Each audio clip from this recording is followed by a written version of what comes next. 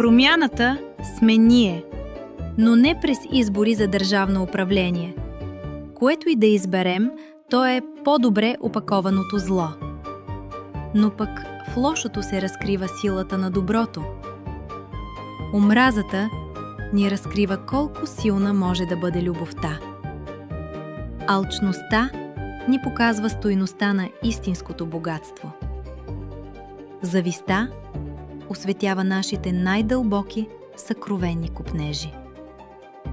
Човешко е да се греши, но има една грешка, която е непростима. Да позволим да останем зависими от грешките си. Да позволим да бъдем зависими. Човешко е търсенето на свободата, а тя е измерение на креативността. Да създадеш полза за другите. Раздавайте полза, защото ползата винаги намира своето място в категорията на доброто.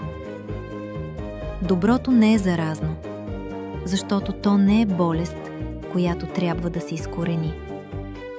Доброто е онова чисто действие, което става причина за нечие чуждо щастие. Разчитайте на избора да не повтаряте старите си грешки, защото първата грешка е урок, но втората, същата грешка, тя вече е избор.